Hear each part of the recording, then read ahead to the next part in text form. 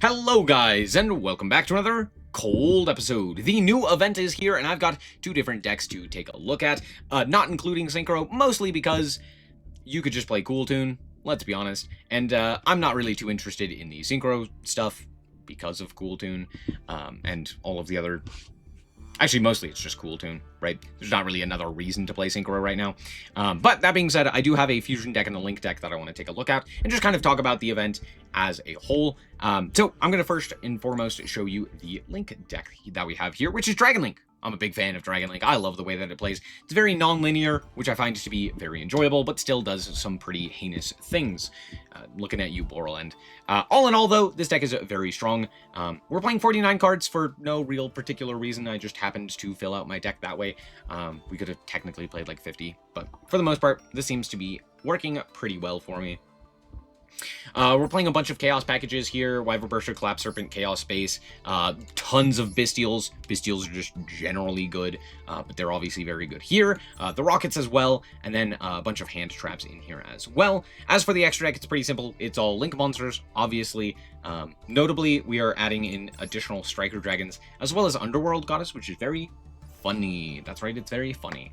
Mostly this is in here for Liger Dancer, because for some reason, Konami is once again not banned it. It's that one. I don't know why we put Liger Dancer to one, but I'm prepared. So there you go. That's pretty much it. Let's just hop into the duel and show you how this deck performed. Alrighty, here we are going second. Let's see what we can accomplish here. We have Baldrake and Druid Worm. That's pretty good. Oh, my opponent decides to pass here. Okay, let's see what they do. We're gonna draw for turn, and alright, I guess we're just passing. I mean, we have Fua, 2 Bystials. I'm going to try to send a nothing. Okay, cool. Well, I guess we're not sending anything, so the Bystials are offline. Alright, I'll just pass. Not going to play into the Fua. They're going to pass again. Again, I'm pretty certain that they need to draw cards off of the Fua, so there's that. We do draw a Lub, which is great, so we're just going to pitch it to the graveyard, and we're going to add the Magnemite here, and then, again, we can just pass. I mean, it's not like we need anything. We have the Fua loss, we have multiple Bystials. I'm feeling pretty good. Oh, it's Art Mage. That's why they didn't have anything. Yeah, Art Mage, especially the Loner deck, is really bricky. There's like 9 cards that are just dead in that hand. So, or you have like a million bricks, is what I will say. So they're going to go for the Graph Layer, which grabs them the Medius, which is fine. We're going to go for the Fua loss here. They're going to add to the hand the Power Patron. Yeah, you can add it to hand. I totally forgot about that. They're going to go Deactorus here in order to special summon it. I'm going to attempt to go for the Magnemite here before they get the 3rd attribute for Deactorus. If you don't know, all of these cards, all of the Art Mages require you to have 3 different monster types on the field to have a quick effect. Monster effect. So Graflayer like pops a spell trap. Deactorus is a monster negate.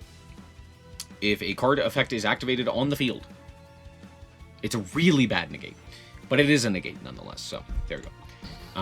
But that's fine. They go spell the Magnemite, so we just summon the Druid Worm here. They're gonna go Latera here, special summon the Latera, sure, add back, it doesn't really matter. They're gonna go for the Finmel here, which is a pretty good card, but for the most part, I'm not really too concerned. They're gonna just walk into the negate and walk into the Druid Worm. Now we can go for the Baldrake, banishing their Deactorus, and then just pass the turn. Cool. Let's see what we can accomplish here. We actually now get to play the game, unless they have... I don't know. Anyway, we're going to fetch out the negate attack. But again, I do go to combat almost immediately, because all of these are, first and foremost, main phase effect onlys. And second, of course, it requires that 3 different attributes, or types. So, if I just walk over one of the guys, they don't really have anything. Anyway, we're going to go for our Lub here. They're going to bounce to pop it. Now, the mistake is that they did that, and I haven't even normal summoned. So, we're going to grab to hand the Wyvern Burster here. We're going to go for the Wyvern Burster. Now, I do make a mistake here. I realistically should not be going Romulus most of the time. Romulus is kind of just a dead card. There's not really better options too often, but here, like, Breach Boral could have been better. Just so that I could go for, like, Pisty, right? So, a bit of a goof on my part. I should have gone Breach Boral here, but I'm so used to the old lines with Dragon Link that I kind of made a mistake. It's fine. We're going to go for our field spell here. We're going to go for the field spell in order to go into Striker Dragon. We're going to activate the effect of the Striker Dragon, and then... Yeah, look, I don't know what I'm doing. I'm cycling and doing stuff. It doesn't really accomplish anything, but I finally figure it out. We can go Delirious here, utilizing our other two guys. Link everything off for Borland, negate the Fin Mail, bring back the guy, trigger the Delirious, link off into the Breach Boral, and then add that counter trap, the Boral Reboot, which is great. Then just boost this guy by 500, and pass the turn, grabbing the Baldrake. We're immediately going to special summon it. Yeah, I mean, it's pretty good for me, right? We have the Monster Negate, we have the Baldrake to remove a guy, and then, of course, we have the Reboot. They're going to go for the Griff Layer here to go for the Alteration. Alteration effect is going to activate. They're going to grab the Fusion Spell.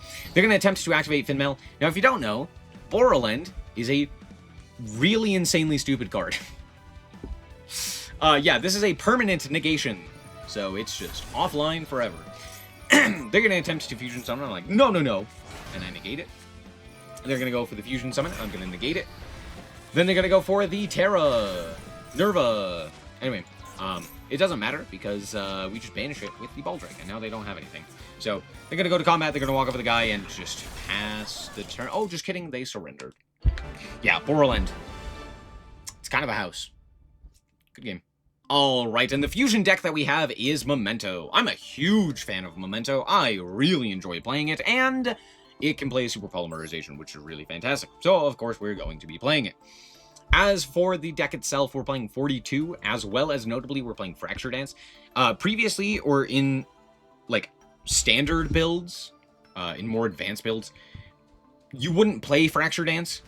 However, there's a few reasons why we're playing it. First and foremost, we don't have link monsters, so we can't utilize the link monsters to go into, like, SP or IP or Elf or something of that to add to our extra layer there.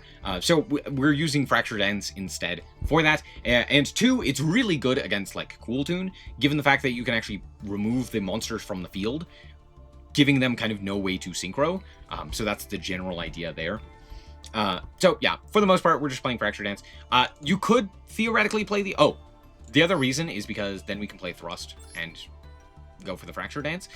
You could theoretically play Cranium Burst, but this card is kind of terrible right now, mostly due to the fact that, like, who cares about monster effects on field, right? Like, sure, being able to negate them is nice, but I don't think it's nearly as useful as just popping cards. So there you go. As for the rest of the deck, it's pretty simple. It's just Memento. Pretty optimized for just playing the game, right? We are playing 42 because I originally was playing 40, and I just drew, like, way too many normal summons. So what I actually ended up doing is adding in droplets and decreasing the amount of normal summons that we had. So I decreased the amount of Dark Blades by 1, and that seemed to help. So there you go. As for the rest of the cards, it's just, we're playing 2 Goblin, and then one piece of Mace and, one piece of Mace, Gaddock, Sleepy, the Horned Dragon, and Aki Huron. There's lots of bricks, and then the other starters are Anjawitch and Tatsishigo, and then, of course, Darkblade. We're also, of course, playing the Combined Creation, and a bunch of hand traps, Perulia, Fuas, Nibiru's, some board breakers in here, 2 polymerizations, droplets, the Tactics and Thrusts, and then Fracture Dance. We also get access to Grand Breakout, which is pretty solid, as well as Bone Party Infusion to potentially dodge interaction, and then the Field Spell. Pretty cool. As for the extra deck, it's just like 10 million fusion targets for Super Polymerization, as well as the Creation King. Theoretically, realistically, I should be playing 3 of this. I don't have 3. I'm not going to craft a 3rd one. For the most part, 2 is fine. And then we're playing 3 of the Twin Dragon. I've never summoned more than 1 of this, but alas, there you go. Let's hop into the replay and show you how this deck performs. Alrighty, here we are going first. Let's see what we can accomplish. We actually drew a pretty weak hand, all things considered, because it basically relies on this card resolving. And it resolves, so we're good. Okay, cool. We're going to go for the Gaddock here. We're going to add the Sleepy back to the hand. We're going to activate the Sleepy effect here. Special summoning itself, and then fusion summoning. We're actually going to keep the Sleepy on field so that we can pop it with the Twin Dragon, and we're just going to use the Creation King here. We're going to grab the Anjawitch. We're going to add the Horned Dragon. We're going to go for the Sleepy, sending the fusion. Go for the fusion here, popping the guy in order to grab a Bone Party here. Twin Dragon is going to reborn a guy, and then we're going to go for the Anjawitch here. Grabbing Aki Huron. The reason we grab the Akihiron is so that we can pop it and send it to the graveyard. We're going to summon the Mace off of it, and then we get to add back that fusion that we banished earlier. Mace is going to pop itself to grab the Fracture Dance, then we can activate the Akihiron to special summon itself. Here we can go for the Ange-Witch to reborn the Mace, and this doesn't really do anything here, but it's fine. It's really not, actually. I'm just straight up lying to you. I shouldn't have even special summoned the Akihiron here, because now I don't have enough names for the Creation King. Oops. It's fine. We're going to go and send 3 here. Also, realistically, I should have used field monsters as opposed to grave monsters. So again, that we could summon this guy. It's a bit of a mistake, but it doesn't come back to bite me in the butt. Almost. It almost does. Anyway, that's fine. We get to send and... or we get to send the Creation King in order to add the field spell, which then gives us the... additional Bone Party here. So we have the Fracture Dance that we searched, we have Super Polymerization, which we just happened to draw, and the Bone Party, as well as, of course, this guy. So, pretty good. They're gonna go for the Lightning Storm, and like, okay, monsters? Okay. Well, we do get to trigger the field spell to reborn the Ange-Witch. Ange-Witch is going to add it to the hand of the Sleepy, so that we actually have the ability to fusion summon, since we didn't have a way to do that previously. They're going to go and draw 2, because apparently their hand was that bad. They go for the Thrust, sure. Grab Heavy Storm, sure. At this point, I go, okay, I do need to interact with this. So we're going to go for the Bone Party here. We're going to pop it in order to grab the Goblin. This is just a guy, mostly. We're going to go for the Akihiron in order to put back the Creation King, so that I can then go for the Super Polymerization, Super Polying my field to go for the Creation King again. And then we are going to activate the effect of the Creation King to send 3 more guys, mostly just as fuel for later. They're going to go for the Heavy Storm. Sure, can't really do anything about that. We still have Sleepy. We still have the Nib token, or the Nib, which is pretty good. We're going to go for the Akihiron here after they pop our guy. They're going to draw 2 more. Sure. Out comes Ray. Okay. They attempt to go combat here. I go for the Sleepy. And again, I do make a bit of a goof here. Realistically, I should have summoned back the Sleepy off of the effect of the Twin Dragon, which pops itself. It's going to pop itself. We're going to add 2 guys for, again, later follow-up. But now we get to go for the Twin Dragon. And I summoned back the Ange-Witch. I totally forgot that I hadn't already used its effect. I should have summoned back the Sleepy. Sleepy would have then been able to dump an additional thing, which is pretty good. So, a bit of goof on my part. I'm going to go for the Fracture Dance here so that they do not kill my Akihiron with the Ray, forcing them to go into the 0. It's kind of a bad play for them, but alas. They're going to add the spell here. They add linkage. I'm like, sure. Walk into the Akihiron. Akihiron is just destroyed. Out comes the linkage. They're going to go into Hayate. Hayate walk up with the Ange-Witch. Sure. Activate the effect in order to jump to the graveyard. The Engage. Hooray. Hooray. We all love Engage, right? What a fair and balanced Yu-Gi-Oh card. Engage. Widow Anchor. Engage. Draw Engage. Yeah, there's Lemnis Gate. Sure. Out comes Shizuku. They're going to set 3 and attempt to pass. I go for the Nibiru token. Out comes Ray. They're going to go then into Azalea. And just pop our guy. Sure. That's not really too big of a deal, because now we get to go for the Tatsu. So, first and foremost, Tatsu effect, special summon itself. We're going to attempt to pop. They're going to negate and steal? Huh? It actually does make sense, given the fact that we do have the fusion spell in Grave, because we could just pop our own guy, get the search off of it.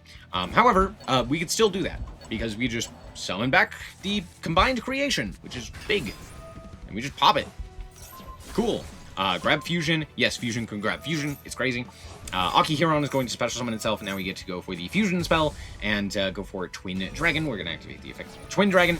We are going to pop the Akihiron. We're going to grab Sleepy. We're going to grab the Horned Dragon, and then we're going to go for the Akihiron to add back the Bone Party that's in our grave. We're going to go for the Bone Party here off of the Horned Dragon, or after the Horned Dragon summon. Now, this card says on field, if it's destroyed, you pop 3 face-up cards. Now, here's the thing. That's not that big a deal. It's like, who cares, right? However, my opponent apparently cares. So, they are going to bounce a bunch of cards to our hand, or to the hand. Notably, they also bounce our Tatsu back to our hand, which is funny. That's fine. We're going to go for the Ange-Witch here. We're going to grab Gaddock. Activate the effect in order to special summon the Mace, and then at normal summon the Dark Blade, forcing the Widow Anchor. They take our Mace. That's fine. Doesn't matter. We go for the Sleepy here. We activate the effect, and at that point, my opponent concedes, seeing the writing on the wall. Here's the thing. We can go for the Fusion Big 3 guy. Reborn, or combined creation, that guy, which is 5,000 attack points, and our 3,000 attack point other guy, has the ability to attack directly for 8,000. Now, why can it attack directly? Because Akihiron, when summoned, allows you to attack directly with level 9 or higher Memento monsters. So, kind of crazy. That's it. Yeah, we just attack directly and kill them. So, good game. All right. Let's talk about the event. For the most part, the event has been better than I expected. To be fair, I haven't played like a ton of games, but for the most part, it has at least been interesting, and it hasn't been fully dominated by Cool Tune, which is great. However, I do have some issues with the event. A lot of it is just that it is recycling the same things that we've done time and time again. That's just not really interesting. We've all done a dual trial before, or a dual triangle, right? And the thing is, almost every single event nowadays is just some iteration of extra deck mechanic event, right? It's dual triangle with the extra deck specific iterations, right? It's a Xyz Cup. It's a, I mean, even the most recent Dice Rally was, you can only use these certain monsters, right? In the extra deck. And it's very silly. Like, it's not really all that interesting. It's like, okay, cool. I guess we're doing this again, right? And the problem that I have is not necessarily that they exist, but that there's an overabundance of them. So much so that there's almost nothing else, right? It's almost always just extra deck thing, right? Fusion Cup.